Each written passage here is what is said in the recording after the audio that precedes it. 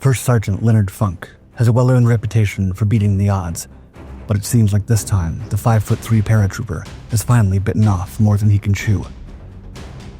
For his makeshift platoon of clerks and supply personnel with minimal combat experience, ridding the Belgian town of Holzheim of Germans has proven more difficult than expected, coming under heavy fire wherever they turn.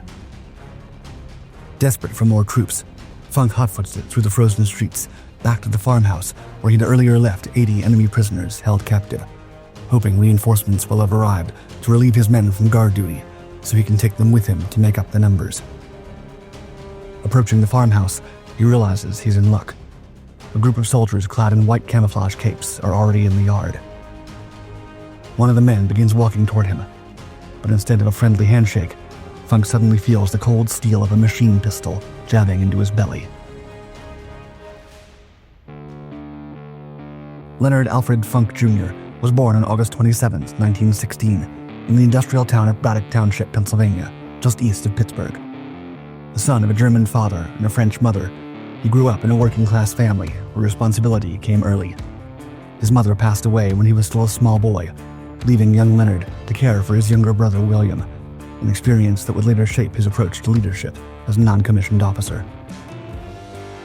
His family struggled during the Great Depression, so after graduating from high school in 1934, Leonard took whatever work he could find, eventually landing a job as a clerk with the Edmund L. Wigan Company.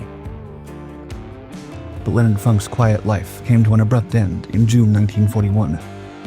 6 months before Pearl Harbor brought the United States into World War II, his draft notice arrived. At 25 years old, he reported to Camp Lee, Virginia, then moved on to Camp Croft, South Carolina for basic training. At just 5'3" tall and weighing 140 pounds, he hardly cut an imposing figure on the parade field. Yet, Funk felt he had found his calling, and with the U.S. now in the war, he was eager to play his part. When his military obligation was over, instead of simply returning home like many of his fellow draftees, he volunteered for the newly created airborne forces. After earning his jump wings, he joined the 508th Parachute Regiment. This was a brand new regiment at Camp Blanding in Florida, having been activated on October 20th, 1942, under the command of Major Roy E. Lindquist. The unit was formed primarily from volunteers from the 502nd Parachute Regiment and the 26th Infantry Division, creating an elite formation of paratroopers eager to prove themselves in combat. The unit adopted their distinctive identity with a red devil emblem and the fierce battle cry Diablo, symbols that would strike fear into German forces across Europe. The Red Devils soon relocated to Camp McCall, North Carolina, for intensive training. Funk's natural leadership abilities shone through immediately. With only 27 months of service, the Army promoted him to First Sergeant on September 3, 1943.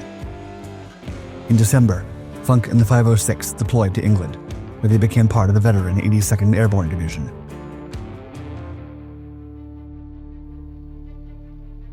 For the first half of 1944, Funk and the 508th PIR remained in England, training intensively for the upcoming invasion of Europe. The paratroopers practiced night jumps, studied aerial photographs of the French countryside, and rehearsed their D-Day objectives. Though they didn't yet know the exact date or location, every soldier understood that the invasion was coming soon. Finally, the moment came. June 6, 1944, dawned gray and stormy over the English Channel. As Allied naval forces pounded the beaches of Normandy, First Sergeant Leonard Funk and thousands of other paratroopers climbed into their transport planes for the largest airborne operation in history. The 82nd Airborne Division had a crucial mission to secure key positions behind enemy lines to prevent German reinforcements from reaching the invasion beaches. The 508th was assigned the bridges over the Douve River at Brianville and Beauceville-la-Bastille as their targets. The clouds and heavy anti-aircraft fire caused the aircraft formations to break up, with many planes straying off course. The confusion was compounded by German forces positioned in the scheduled drop zones, preventing pathfinders from properly marking the landing areas. As a result, like many paratroopers that night, Funk and his men were scattered across the countryside, having been dropped miles from their intended landing zones. Anti-aircraft fire, low clouds, and inexperienced pilots combined to turn the carefully planned operation into chaos.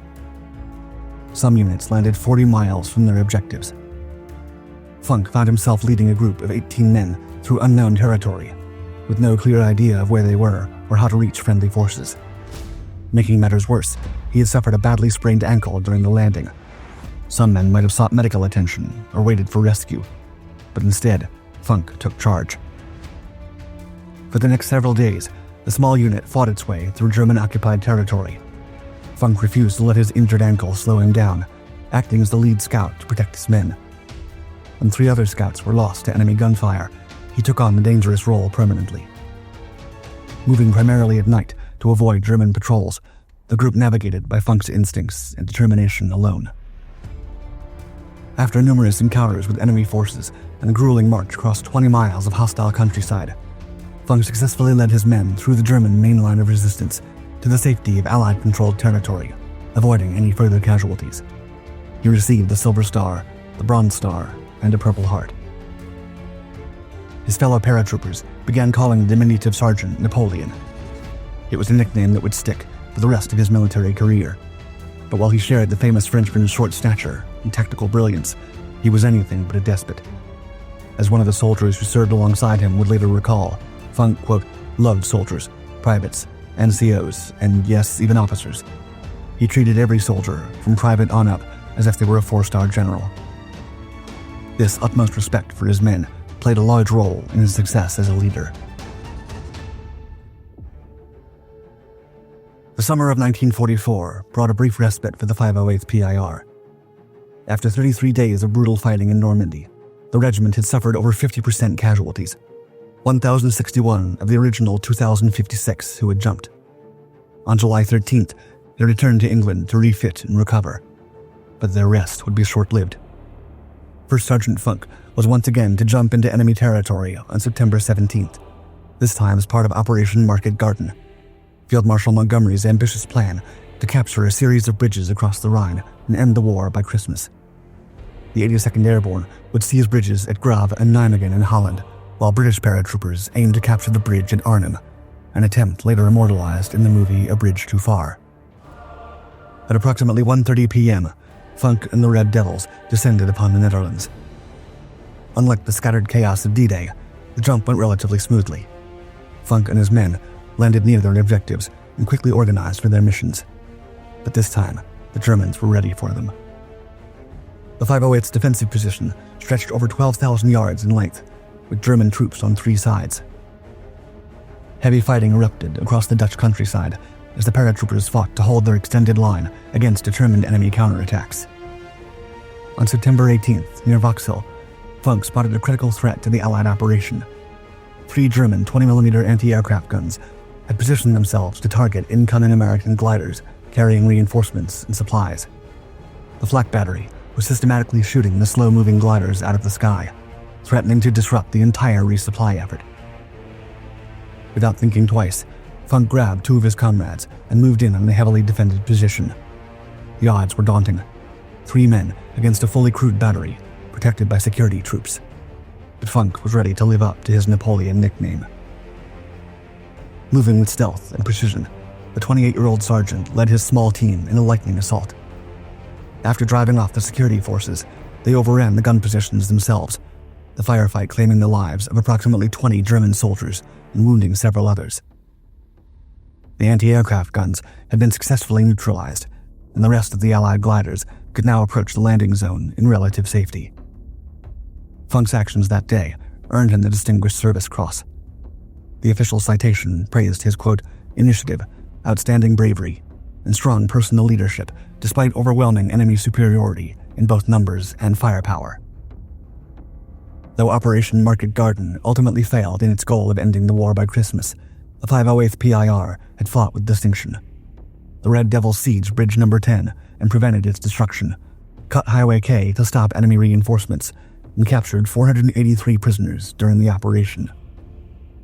Most remarkably, despite being in the heart of the action throughout the operation, no Red Devils were captured by the enemy, a testament to the regiment's fighting spirit that would prove prophetic for one particular sergeant in the battles to come. However, the 508th had once again suffered heavy casualties during the operation. 139 paratroopers had lost their lives, and 178 were missing in action. Meanwhile, 479 were wounded, including Funk himself. Yet the plucky sergeant's determination to keep going, even when injured, earned him 2 additional Purple Hearts, bringing his total to 3.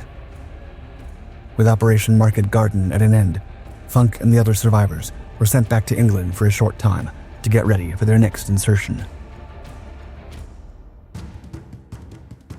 By November 14th, the battered regiment was back in France once more. Upon arrival, the men had time to rest, resupply, and integrate replacement troops into their depleted ranks as they prepared for the steady Allied advance toward Germany. But their downtime was unexpectedly cut short. On December 16th, Adolf Hitler launched Germany's last great offensive of the war, a massive surprise attack through the Ardennes forest that would become known as the Battle of the Bulge. The German advance pushed deep into Allied territory, creating a large bulge or salient in the front lines that gave the battle its name. The fighting was brutal from the start. On December 17th, just 1 day into the offensive, SS troops under Joachim Peiper committed one of the war's most notorious atrocities. At the Bonnier Crossroads near Malmedy, Belgium, they machine-gunned down 84 unarmed American prisoners of war who had already surrendered. News of the Malmedy massacre spread quickly through Allied units, serving as a grim reminder that surrender to German forces, especially SS troops, offered no guarantee of survival. The story would stay planted firmly in First Sergeant Funk's mind as the entire 82nd Airborne Division was rushed into the chaos of the largest battle of World War II.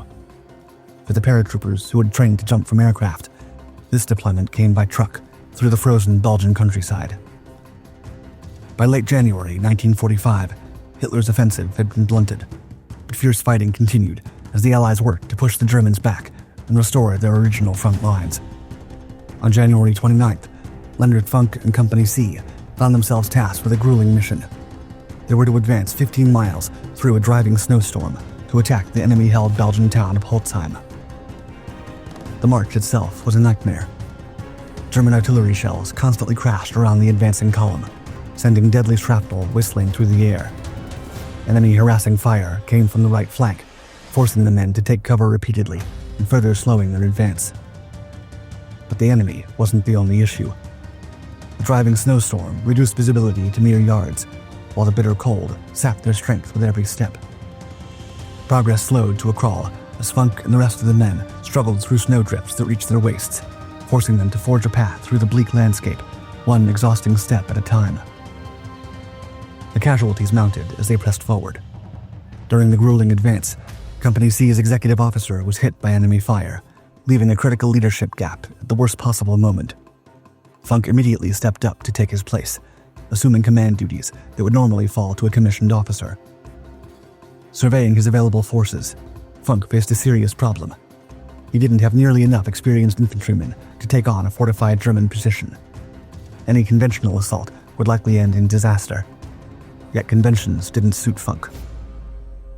The quick-thinking first sergeant made his way to the company headquarters area, where he found clerks, supply personnel, and other servicemen who normally stayed well behind the front lines. These men had joined the army to push papers and manage resources, not to storm enemy strongholds. But Funk realized they had the potential to become true soldiers. Gathering an unlikely group of 30 non-combatants, he quickly organized them into a makeshift assault force. Funk led his ragtag platoon through relentless artillery fire toward Holzheim. Against all odds, they overran the German strongpoint, clearing 15 houses and capturing 30 prisoners, without suffering a single casualty. Another American unit had simultaneously captured 50 additional German soldiers, bringing the total to 80 prisoners of war. With victory seemingly secure, Funk corralled all the POWs in the yard of a house and assigned 4 soldiers to guard them. He then resumed the advance to clear any remaining pockets of resistance.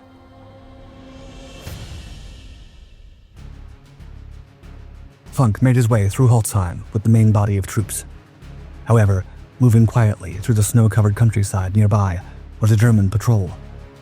Wearing white camouflage capes, almost identical to those used by U.S. forces, the enemy soldiers approached the house where the 80 prisoners were being held. The 4 American guards, spotting the white-clad figures in the distance, assumed they were fellow U.S. troops coming to relieve them. By the time the guards realized their mistake, it was too late. The German patrol quickly overpowered the outnumbered Americans and freed their captured comrades. The former prisoners seized weapons, and together with their liberators, prepared to attack Company C from the rear.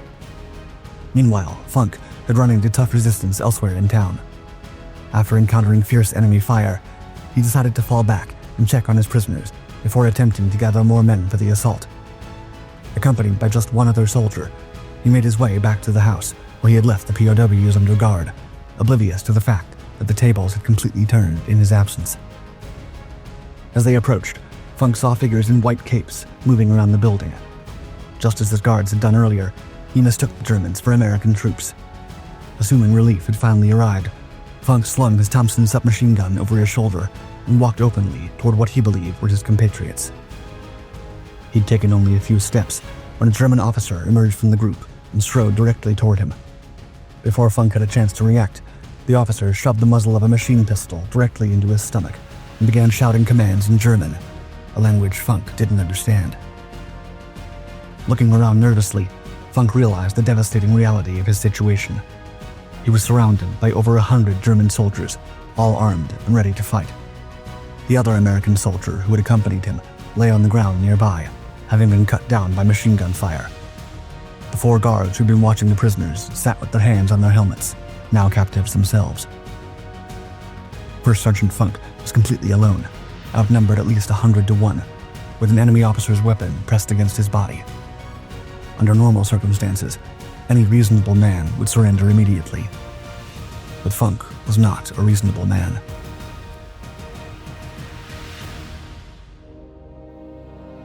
The first sergeant remembered all too well what had happened to his countrymen when they had surrendered at Normandy 6 weeks earlier. So instead of raising his hands or begging for mercy, he did something completely unexpected. He began to laugh. It started as a low chuckle, then grew into a full belly laugh that echoed across the snowy yard. The German officer, shouting louder and more frantically in a language Funk couldn't comprehend, became increasingly agitated. The angrier the officer got, the more he yelled. The more he yelled, the less Funk understood, and the less he understood, the more he laughed. Some say his laughter was so infectious that even some of the German soldiers began to join in, amused by their boss's frustration and the sheer absurdity of the situation. Whether Funk's laughter was a deliberate psychological tactic or simply his natural reaction to stress, it had the desired effect. As the German officer became more flustered and the tension in the yard seemed to ease slightly, the Pennsylvanian sergeant saw his opportunity. Still laughing, he began to slowly unsling his Thompson submachine gun from his shoulder, as if he were going to surrender his weapon. The German officer, still in a fit of rage, didn't notice the subtle movement. Funk's hands moved deliberately, positioning the weapon just right. Then, with lightning speed, he brought the Thompson's muzzle into line and squeezed the trigger. The German officer took the full burst of .45 caliber ammunition to his chest and abdomen and fell to the floor, lifeless. Without blinking an eye, Funk pivoted and began spraying the other German soldiers with automatic fire. Their smiles from just moments before replaced by screams of terror. Funk shouted at the top of his lungs for the captured American guards to grab weapons and join the fight. The 4 men immediately dove for the fallen Germans' rifles and opened fire. 45 seconds of absolute chaos ensued. Gunfire erupted from all directions as Germans returned fire, but Funk's surprise attack had given the Americans a crucial advantage. Funk emptied his 30-round magazine, reloaded as fast as he could, and continued firing into the mass of enemy soldiers. When the shooting finally stopped, the snow was stained red with blood. Funk and his 4 men claimed the lives of 21 Germans, wounded 24 more, and forced the rest to throw down their weapons and surrender. Standing amid the carnage, Funk paused for a moment to take in what had just happened. Reportedly, all he said was, quote, "That was the stupidest thing I've ever seen." The aftermath of the Holzheim gunfight revealed the full scope of Funk's extraordinary achievement. In less than a minute of combat, he had single-handedly prevented what could have been a catastrophic surprise attack on Company C. Had those rearmed German soldiers been allowed to strike from behind, they could have decimated the scattered American units and potentially derailed the entire Allied offensive in that sector. The legend of the laughing paratrooper was born. Soon after Funk's incredible display of courage, the Battle of the Bulge was over, and by February 22nd, the 508th PIR was moved back off the front lines. As the war in Europe wound down, Funk and his regiment found themselves assigned to occupation duties in Germany. In late May, they were stationed in Frankfurt am Main, serving as guards for General Eisenhower's Supreme Headquarters Allied Expeditionary Forces. It was during this period that the 82nd Airborne Division earned the nickname America's Guard of Honor from Eisenhower himself. Frank's victory that frigid January day in Holzheim earned him the United States' highest military decoration, the Medal of Honor, or, quote, gallant, intrepid actions against the enemy. The official citation also noted that his, quote, bold action and heroic disregard for his own safety were directly responsible for the recapture of a vastly superior enemy force. On September 5, 1945, President Harry S. Truman presented Funk with the decoration in a ceremony at the White House.